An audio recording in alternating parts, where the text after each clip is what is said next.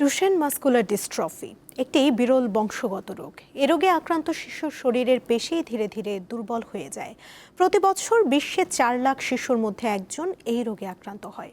এমনই একজন মানিকগঞ্জের সিফাতুল্লাহ। দারিদ্র্য আর চিকিৎসা সংকটের মধ্যে প্রতিদিন বেঁচে থাকার লড়াই করছে সে।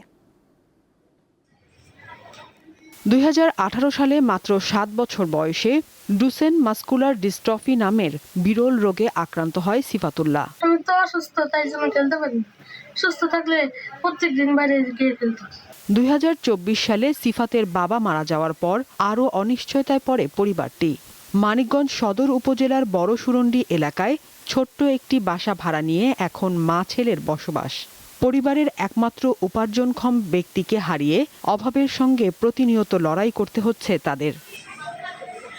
রোগের কারণে ধীরে ধীরে ফুলে যেতে থাকে সিফাতের পায়ের মাংসপেশি।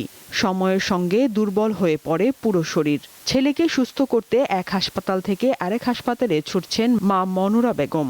তবে এখন সেই চিকিৎসা চালিয়ে নেওয়া কঠিন হয়ে পড়েছে। ফার্ম ফ্রেশ পাস্তুরিত তরল দুধ, তারপর দেখা যাওয়ার পরে হাঁটতে হাঁটতে পড়ে যেত। পড়ে যাওয়ার পরে ওরা ডাক্তারদের কাছে নিয়ে গেল। ডাক্তার তৈরি মালাম মানিকগঞ্জের। ওনাকে দেখানোর পর উনি বললো যে ওই রোগটা সচরাচর হয় না, লাখে একটা পাওয়া যায়, তবে চিকিৎসা এখানে হবে না, আমি ঢাকায় নিয়ে যাই। পরে ঢাকায় নিয়ে গেলাম, দামি দামি টেস্টগুলো দিল। টেস্টগুলো আমি আজই করাইতে পারিনি। হাতটা আগে পা নাড়াতে পারতো না, এখন হাত নাড়াতে পারে না, হাতে কাউন্সি করতে পারে না। ওর অবস্থা খুবই খারাপ। এখন আপনারা যদি দেশের চিকিৎসকদের মতে উন্নত চিকিৎসার জন্য সিফাতকে দেশের বাইরে নেওয়া প্রয়োজন, কিন্তু সেই ব্যয়ভার বহনের সক্ষমতা নেই পরিবারটির। অভাব আর অনিশ্চয়তার মধ্যেই প্রতিনিয়ত মৃত্যুর সঙ্গে লড়াই করছে সিফাত। এই অসুখটা খুবই বিরল, পুরোপুরি সুস্থ করা যায় না।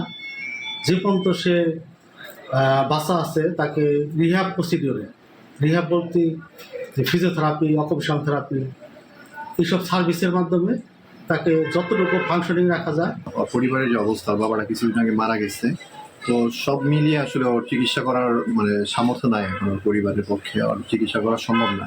সুতরাং আমি আহ্বান জানাই দেশের যে বিত্তবান লোক আছে তারা যেন ওর চিকিৎসার জন্য এগিয়ে আসেন। সহায়তার আশায় সমাজ কল্যাণ অধিদপ্তরে আবেদন করা হলেও এখনো কোনো কার্যকরী সহযোগিতা পাওয়া যায়নি।